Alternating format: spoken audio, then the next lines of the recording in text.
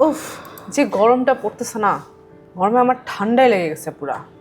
গরমের ঠান্ডা ও সর্দি, গরমের তুই দেখছিসটা কি? সামনে যে গরম আসতেছে মরেই যাবে। তার মানে কি আরো গরম পড়বে? আমরা তো সব মরেই যাবো রে ভাই।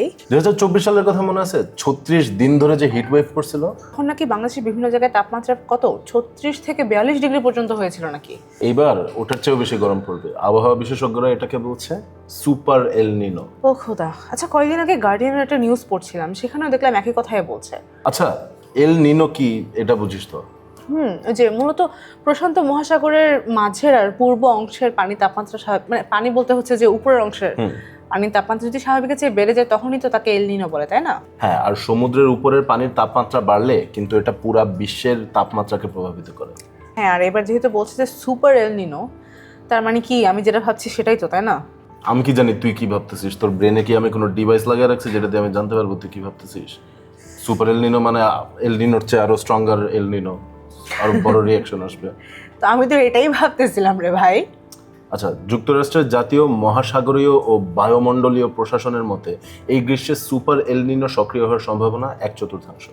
এল নিনো বেসিক্যালি বিশ্বের এক এক জায়গায় এক এক রকম প্রভাব ফেলে। যেমন অস্ট্রেলিয়া, তারপরে আফ্রিকার দক্ষিণ ও মধ্যাঞ্চল, ভারত এবং দক্ষিণ আমেরিকার কিছু অংশে খরা আর তীব্র গরম দেখা যাওয়ার আশঙ্কা থাকে আর কি।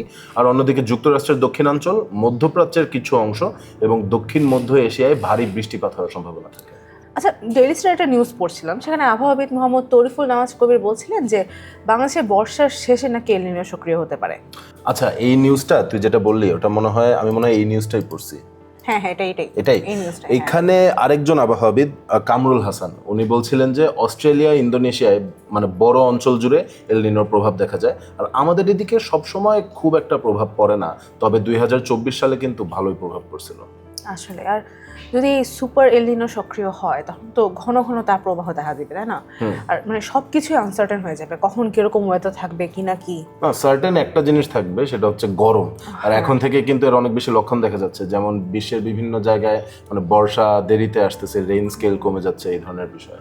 দেখি তাহলে কি হয়, কারণ অনেক সময় তো আবহাওয়ার যে পূর্বাভাস দেওয়া হয় ওটার সাথে বাস্তবতা তেমন একটা মিল থাকে না, কখনো কখনো তো এটার মানে উল্টাটাও হতে দেখা যায়। হ্যাঁ, তবে আবহাওয়াবিদরাও এবার বলছে যে আরো কয়েক মাস পরে ভালোভাবে বোঝা যাবে যে মানে সুপার এল নিনোর প্রভাব কতটুকু পড়বে, এটা আদৌ সক্রিয় হবে কিনা, কোথায় কিরকম প্রভাব পড়বে, এগুলো পরে বোঝা যাবে। বুঝতে পারছি, দেখা যাক। আশা করতেছি যাতে এমন কিছু না হয়। 2024 সালে যেটা হয়েছিল ওইটাই সহ্য করার মতো ছিল না, তার থেকেও যদি বেশি গরম পড়ে আমি নিতে পারবো না।